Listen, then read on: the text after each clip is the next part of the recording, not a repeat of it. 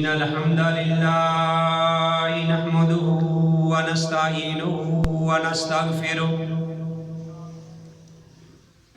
ونعوذ بالله من شرور أنفسنا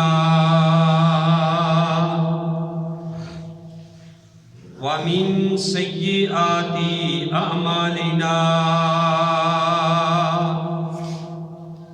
من يهده الله فلا مضل له ومن يضلل فلا هادي له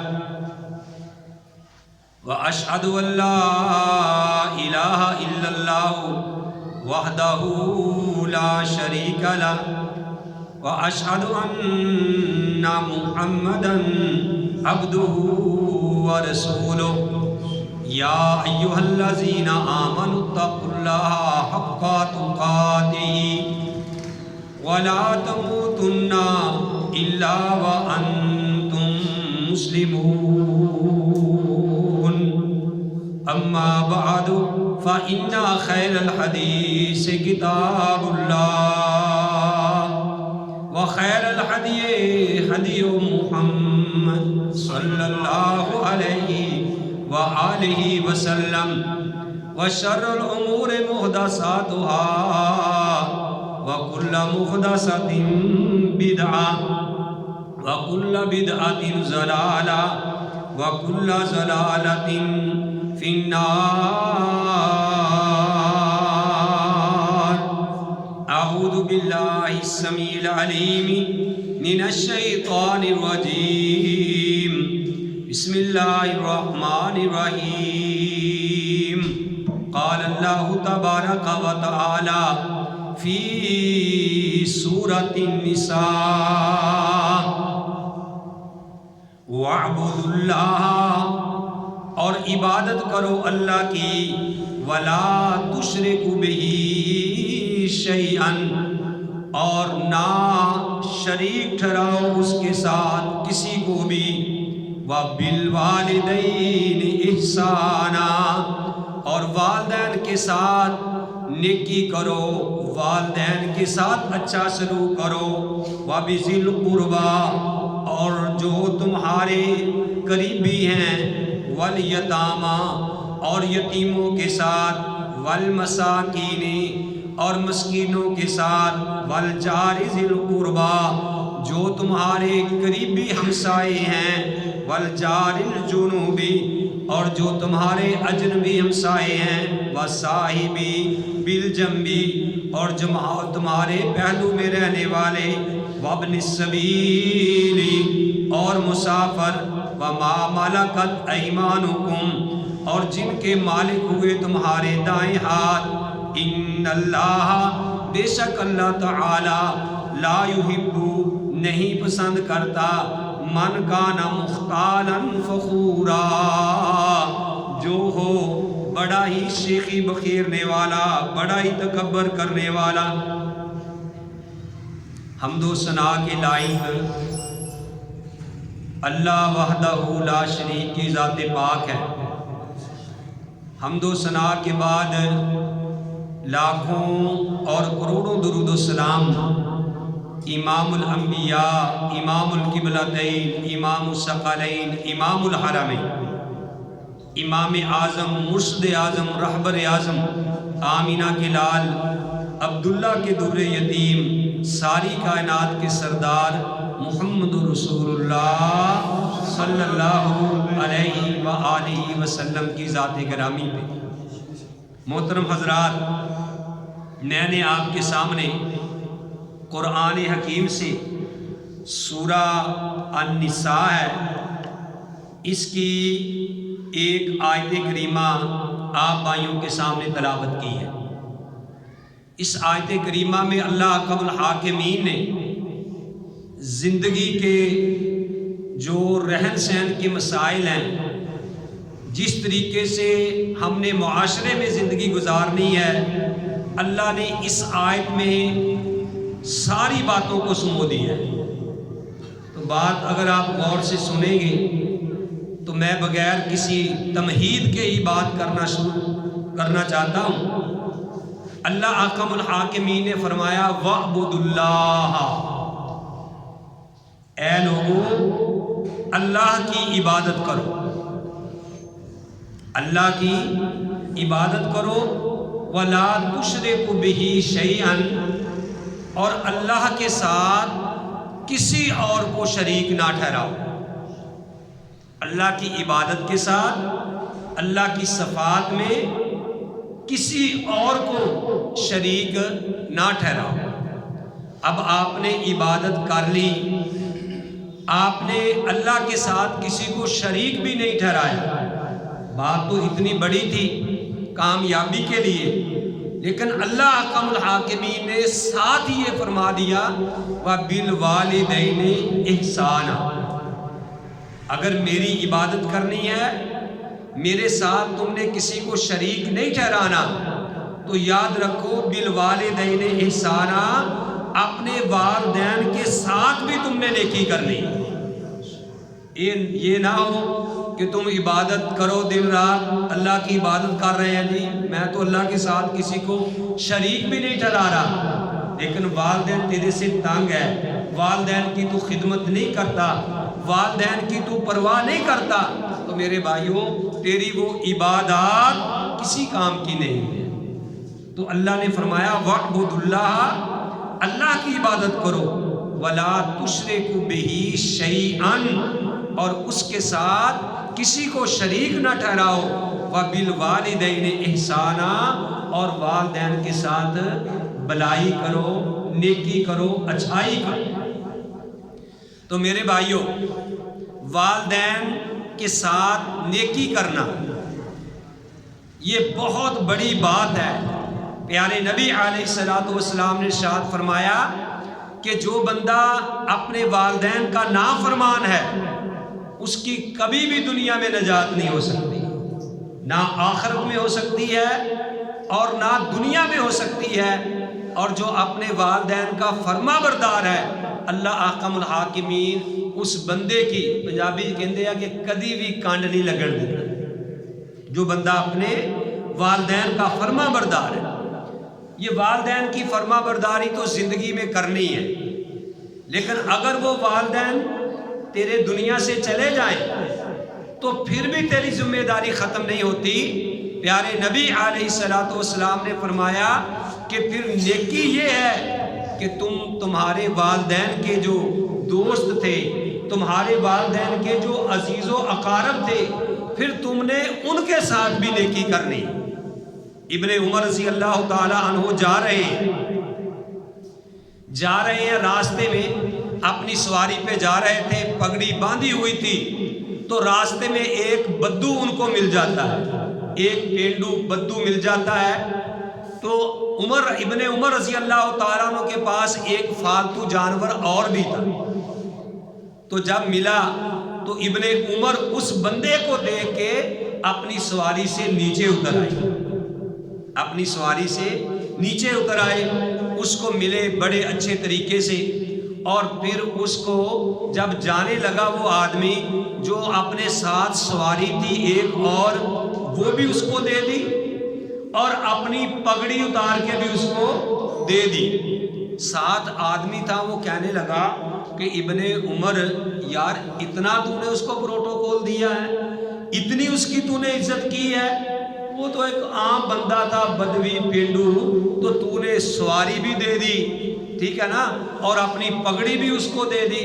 اس نے کہا اصل بات یہ ہے کہ یہ میرے باپ عمر رضی اللہ تعالی عنہ کا دوست تھا، یہ میرے والد کے پاس جب آیا کرتا تھا تو میرا باپ عمر بھی اس کی اسی طرح قدر کرتا تھا، تو میں نے اپنے پیارے نبی سے سنا ہے کہ باپ کے جانے کے بعد نیکی یہ ہے کہ جو باپ کے سجن ہوں، باپ کے دوست ہوں، ان کے ساتھ بھی تم اسی طریقے سے نیکی کرو۔ تو میں نے اس بات کو مد نظر رکھتے ہوئے اس کی اتنی یعنی جو ہے وہ عزت کی ہے کہ اس کو میں نے اپنی سواری دی اور پگڑی اتار کے دی، صرف اس لیے کہ میرے سامنے پیارے نبی علیہ الصلوۃ والسلام کا فرمان۔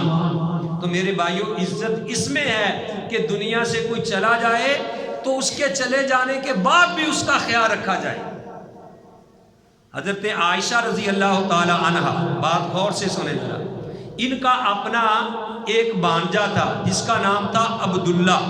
کیا نام تھا بھائی؟ عبداللہ. ان کی اپنی اولاد نہیں تھی، ان کا بانجا عبداللہ تھا، اور اماں عائشہ رضی اللہ تعالی عنہ نے اپنے اسی بانجے کی یعنی نام پہ اپنی کنیت رکھی تھی ام عبداللہ. ام عبداللہ، حالانکہ ان کا اپنی اولاد نہیں تھی، نام تو عائشہ تھا لیکن کنیت کیا تھی؟ ام عبداللہ. عرب کی لوگ جو ہیں یہ کنیت کو بہت زیادہ اہمیت دیتے ہیں. جیسے ابو ہریرہ رضی اللہ تعالی عنہ ہیں، ان کا نام تو عبد الرحمن ہے، لیکن ابو ہریرہ نبی علیہ الصلوۃ والسلام نے ان کو یہ بات لقب دیا تھا تو انہوں نے ابو ہریرہ جو ہے لقب ان کا پڑ گیا. تو کنیت میرے بھائیوں عرب میں بہت اس کی اہمیت تھی، تو اس کے نام پہ اپنی کنیت رکھی تھی. وہ اس سے ناراض ہو گئی. اس عبداللہ نے بڑی منت سماجت کی، لیکن پتہ نہیں اس نے کوئی ایسی بات کہی، خالہ تھی ناراض ہو گئی، اس سے نہیں بولی. اس نے اب سفارش کی. اگر کوئی آدمی صلح کرنا چاہے میرے بھائیوں تو وہ اگر اس کا ارادہ ہے تو پھر اس کو چاہیے کہ کسی بھی طریقے سے لوگوں کو کہہ کے بھی صلح کر سکتا ہے. ایک بندہ اگر صلح کرتا ہی نہیں، پیارے نبی علیہ السلام نے فرمایا کہ ایک بندہ کسی کے پاس جاتا ہے، اس کو کہتا ہے یار اگر مجھ سے کوئی غلطی ہو گئی ہے تو مجھے معاف کر دے، تو وہ اس کو معافی دیتا ہی نہیں. پیارے نبی علیہ السلام نے فرمایا کہ اس کو جیسے چونگی والے یعنی محصول جو کاٹتے ہیں نا، ان سے ٹیکس لیتے ہیں، جتنا جرم جتنے مجرم قیامت والے دن وہ ہوں گے اتنی ہی سزا اس بندے کو دی جائے گی جو معاف کرنے کے لیے تیار ہی نہیں ہے. تو جناب اس نے ایک ترتیب سوچی. کسی نے کہا کہ یار پیارے نبی علیہ الصلوۃ والسلام کے جو نانکے تھے نا، ان سے 2 بندے تو بیچ میں ڈال. تو انہوں نے آپس میں پروگرام بنا لیا. 2 بندے جو نبی علیہ الصلوۃ والسلام کے نانکے تھے ان کی طرف سے گئے. وہ کہنے لگے کہ آپ عائشہ کے ساتھ بیٹھیں، آپ باتیں کریں، اوپر سے ہی میں آ جاؤں گا اور ساتھ ہی آپ میری بات شروع کر دینا. تو وہ بیٹھے ہوئے تھے، ادھر سے یہ عبداللہ بھی آ گیا. اس نے بھی جا کے کہا جی السلام علیکم. اب عائشہ تو بولنے کے لیے تیار نہیں تھی، تو جو نبی علیہ الصلوۃ والسلام کے نانکوں کی طرف سے 2 آدمی آئے تھے، انہوں نے کہا عائشہ چل تو عبداللہ کو معاف کر دے. تو عائشہ رضی اللہ تعالی عنہا نے عبداللہ کو اس لیے معاف کر دیا، کہنے لگی کہ میں نے سوچا کہ اگر نبی علیہ الصلوۃ والسلام زندہ ہوتے تو نبی کے نانکوں سے یعنی ننحال سے کوئی آدمی آ جاتا تو میرے پاس وہ سفارش کرتا، تو کیا میں ان کی سفارش قبول پھر نہ کرتی؟ تو نبی علیہ الصلوۃ والسلام کی محبت کو مد نظر رکھتے ہوئے کہنے لگی جاؤ میں عبداللہ تجھے معاف کر دیا. تو میرے بھائیوں بتانے کا مقصد یہ ہے کہ ماں باپ کے چلے جانے کے بعد پھر جو ان کے ساتھ ان کے دوست ہوتے تھے ان کے ساتھ بھی ویسا ہی پیار محبت جو ہے وہ کی جائے. وَاعْبُدُوا اللَّهَ، اللہ کی عبادت کرنی ہے، وَلَا تُشْرِكُوا بِهِ شَيْئًا، اس کے ساتھ کسی کو شریک نہیں ٹھہرانا، وَبِالْوَالِدَيْنِ إِحْسَانًا، اور والدین کے ساتھ نیکی کرنی. آگے اللہ حکم الحاکمین نے کیا فرمایا؟ وَبِذِي الْقُرْبَى، اور جو تمہارے قریبی ہیں ان کے ساتھ بھی تم نے نیکی کرنی ہے. جو قریبی ہیں ان کے ساتھ بھی نیکی کرنی ہے.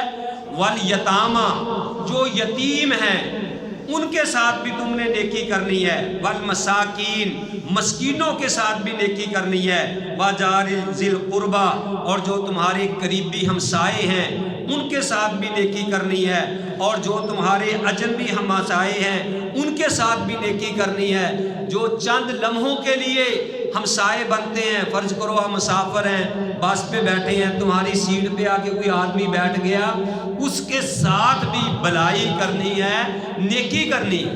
اسی کہہ دیدا اللہ معاف فرمائے کہ یار اج دے دور چ نیکی دا کی کہندے ہوندے ہیں، کوئی زمانہ نہیں رہ گیا. تو یہ بات نہیں ہمیں کہنی چاہیے. نیکی تو نیکی ہے. ٹھیک ہے لوگ بڑے بڑے فراڈ ہیں، پاس بیٹھنے والے کوئی بے ہوشی والا بسکٹ دے دیتے ہیں، سارا کچھ لوٹ کے لے جاتے ہیں. لیکن ایک طرف ہمیں اپنے پیارے نبی کا فرمان جو ہے وہ بھی سامنے مد نظر ہمیں رکھنا چاہیے۔ تو اللہ تعالیٰ نے ایک قرآن میں یہ بات کہی ہے، وابن السبیل، جو مسافر ہیں ان کے ساتھ بھی آپ نے نیکی کرنی ہے۔ ایک بندہ گھوڑے کے اوپر سوار ہو کے آیا ہے، آپ یہ نہیں کہہ سکتے دیکھو جی تیرا تو 10 لاکھ کا 5 لاکھ کا گھوڑا ہے، تو مانگ رہا ہے۔ ہو سکتا ہے وہ راستے میں کسی نے اس کو لوٹ لیا ہو، اس کے ساتھ بھی نیکی کرنی ہے۔ وَمَا مَلَكَتْ أَيْمَانُكُمْ، اور جو تمہارے دائیں ہاتھ کی ملکیت ہیں، تمہارے غلام ہیں، تمہارے نوکر ہیں، تمہارے چاکر ہیں، چاہے وہ گھروں میں رکھے ہیں، چاہے ان کو دکان میں ملازمت رکھا ہے ان کو ملازم، تو ان کے ساتھ بھی اچھا سلوک کرنا ہے، ان کے ساتھ بھی بھلائی کرنی ہے۔ تو اللہ احکم الحاکمین فرماتے ہیں کہ جو یہ کام نہیں کرے گا، ان اللہ لا یحب من کان مختالا فخورا، تو اللہ احکم الحاکمین ایسے بندے کو جو شیخی بخیرنے والا ہے، اللہ تعالیٰ اس کو پسند نہیں کرتے۔ اور دوسرے مقام پہ، پہلا مقام سورہ نساء، 4واں پارہ سورہ نساء میں، اور اب میرے سامنے ہے 15واں پارہ سورہ بنی اسرائیل۔ اللہ احکم الحاکمین سورہ بنی اسرائیل میں فرماتے ہیں، وَقَضَىٰ رَبُّكَ، تیرے رب نے یہ فیصلہ کیا ہے، تیرے رب نے یہ حکم دیا ہے کہ اللہ تعبدوا الا ایاہ، کہ دیکھنا اس کے سوا کسی اور کی عبادت نہیں کرنی۔ یہ اللہ قرآن میں کہتے ہیں صاف لفظوں میں، ذرا غور سے سنیں۔ سورہ بنی اسرائیل ہے 15واں پارہ، دیکھو بیٹا سیدھے ہو کے بیٹھو۔ اللہ قرآن میں کہتے ہیں وَقَضَىٰ رَبُّكَ، تیرے رب نے تجھے یہ حکم دیا ہے، تیرے رب نے یہ فیصلہ کیا ہے، کیا کہ اللہ تعبدو، یہ کہ تم کسی کی عبادت نہ کرو، الا ایاہ، مگر اسی کی۔ اللہ کے بندوں، میں تو آپ کو اس طریقے سے جمعہ پڑھاتا ہوں کہ آپ کو بھی ایک ایک لفظ کی سمجھ آئے، ایک ایک آیت کا ترجمہ آئے۔ کوئی ایسے الفاظ میں نہیں بولتا جو بڑے مشکل ہوں، غور سے سنا کرو۔ آپ یہاں آتے ہیں کچھ لے کے جایا کرو۔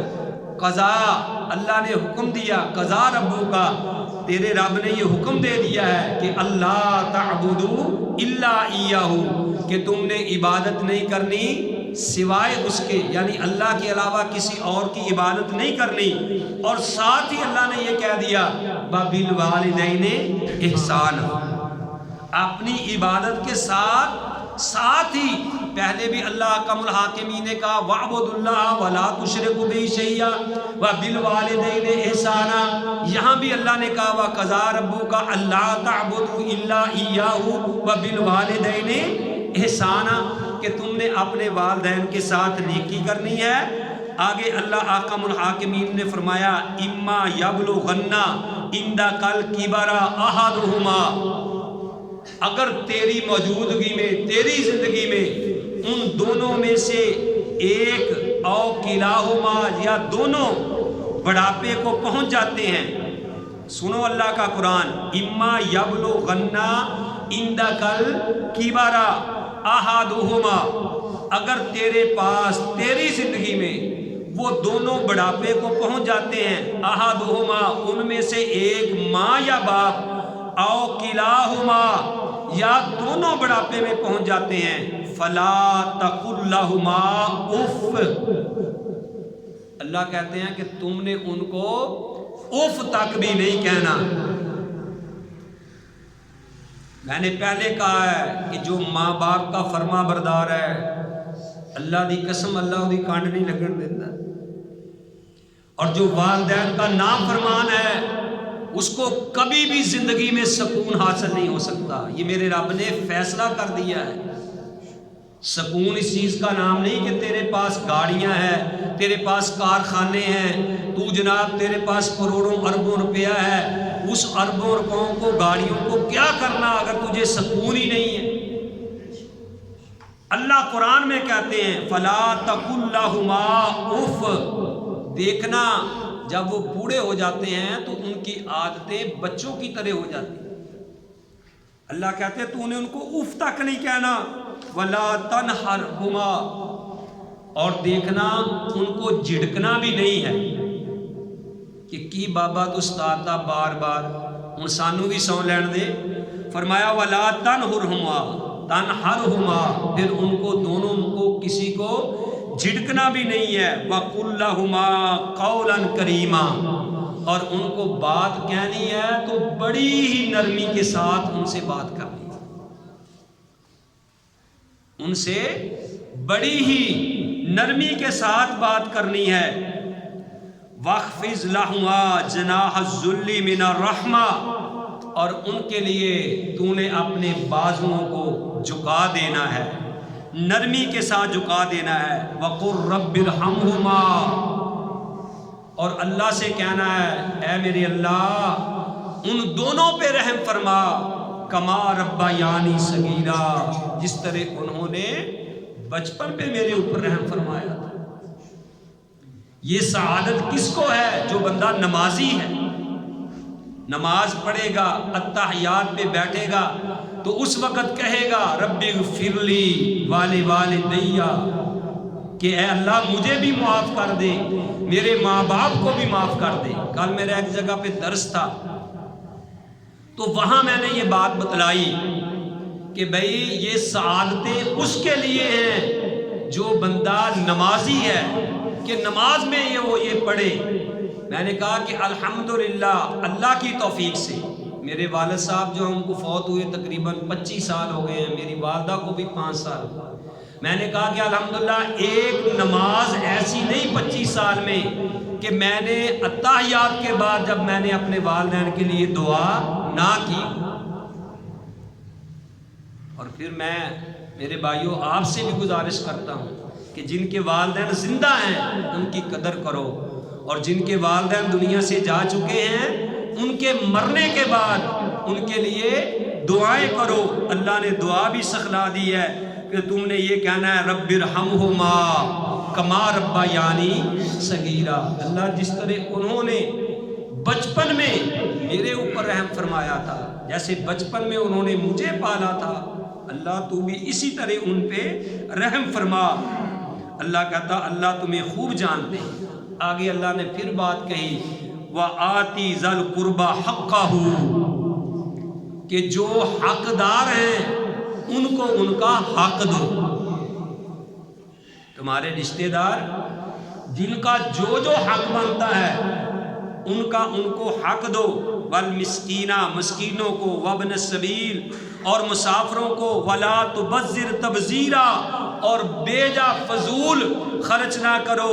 ان المبذرین کانوا اخوان الشیاطین، اور جو بے جا خرچ کرنے والے ہیں اللہ کہتے ہیں وہ شیطان کے بھائی ہیں.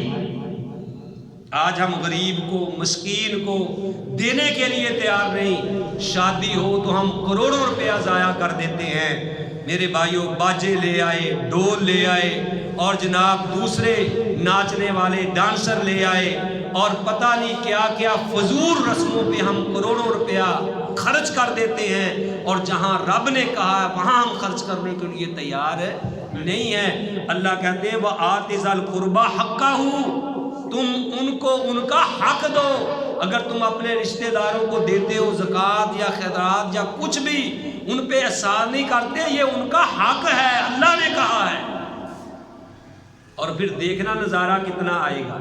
امام زین العابدین رحمت اللہ علیہ، ان کے بارے میں پڑھ رہا تھا کہ کہتے ہیں کہ جب وہ کسی کو اللہ کے لیے کوئی چیز دیتے، سنیے ذرا غور سے، جب وہ کوئی اللہ کے لیے کسی کو چیز دیتے تو اس کے ہاتھ پہ وہ روپیہ یا چیز رکھ کے اس کو چومتے.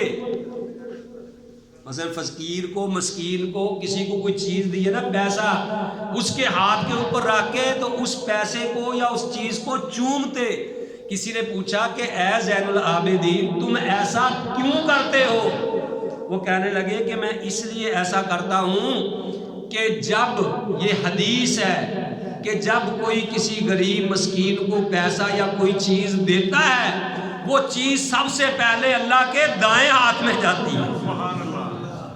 وہ چیز سب سے پہلے اللہ اپنے دائیں ہاتھ میں لیتا ہے، وہ چیز اللہ کے دائیں ہاتھ سے ہو کے آتی ہے، اس لیے میں چومتا ہوں.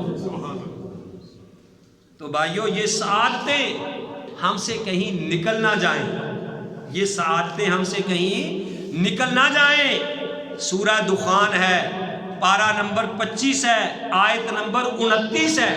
اللہ تعالیٰ فرعون اور جو اس کے پیروکار تھے ان کے بارے میں اللہ کہتے ہیں، کیا کہتے ہیں اللہ کا قرآن؟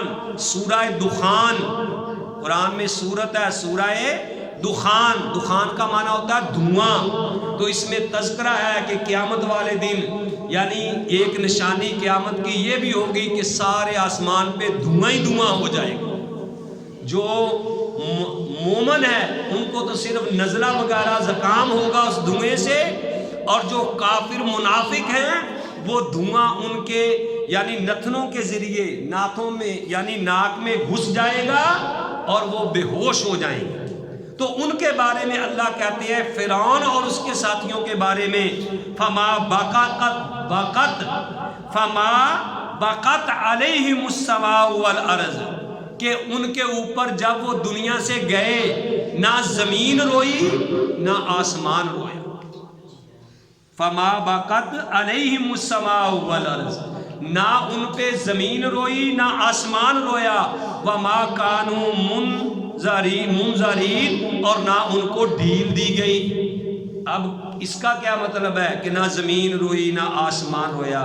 میرے بھائیوں، جب مومن آدمی دنیا سے جاتا ہے نا، سنو غور سے، جب مومن آدمی دنیا سے جاتا ہے تو زمین بھی روتی ہے، آسمان بھی روتا ہے۔ وہ روایات میں اس کی وجہ بتائی ہے کہ مومن جو ہے کہ مومن کے مرنے پر آسمان کا دروازہ جو ہے، ایک آسمان کا دروازہ وہ روتا ہے۔ جب مومن مرتا ہے نا، آسمان کے اوپر 8 دروازے ہیں، 7 آسمانوں کے دروازے ہیں، تو جب مومن مرتا ہے تو آسمان کا وہ دروازہ روتا ہے۔ کون سا دروازہ؟ جس دروازے سے بندے کا رزق اترتا تھا، یا وہ دروازہ کہ جس دروازے کے ذریعے مومن کے اعمال اللہ کے ہاں اوپر چڑھتے تھے۔ جب وہ بندہ یعنی دنیا سے جاتا ہے تو وہ دروازہ بھی روتا ہے، یعنی جس زمین پہ وہ سجدہ کیا کرتا تھا وہ زمین بھی روتی ہے کہ ہائے وہ دنیا سے چلا گیا، آج میں اس سعادت سے محروم ہوں۔ اس لیے کہتے ہیں کہ جب کسی جگہ پہ کوئی برائی ہو جائے، بندے سے غلطی ہو جائے، تو اسی جگہ پہ نیکی بھی کر دینی چاہیے، تاکہ قیامت والے دن اگر وہ جگہ تمہارے خلاف گواہی دے تو وہ تمہارے حق میں بھی گواہی دے کہ اے اللہ، اس نے میرے اوپر فلاں وقت پہ سجدے میں کہا تھا سبحان ربی الاعلی۔ تو ایسا نہ ہو میرے بھائیوں کہ دنیا سے ہم جائیں تو نہ زمین روئے نہ آسمان روئے، اس طریقے سے ہم دنیا سے جائیں کہ ہمارے جانے پہ آسمان بھی روئے زمین بھی روئے کہ ہائے فلاں بندے کہ اب اعمال اوپر نہیں آ رہے، میں اس سے محروم ہو گیا۔ زمین روئے کہ ہاں فلاں بندے کا سجدہ اب اس جگہ پہ نہیں ہو رہا، میں محروم ہو گئی ہوں۔ تو اللہ احکم الحاکمین قرآن پاک کے اندر میرے بھائیوں یہ فرما رہے ہیں کہ وَآتِ ذِی الْقُرْبَى حَقَّهُ۔ یہ ساری باتیں کب ہوتی ہیں؟ اگر بندے کو فکر آخرت ہوگا۔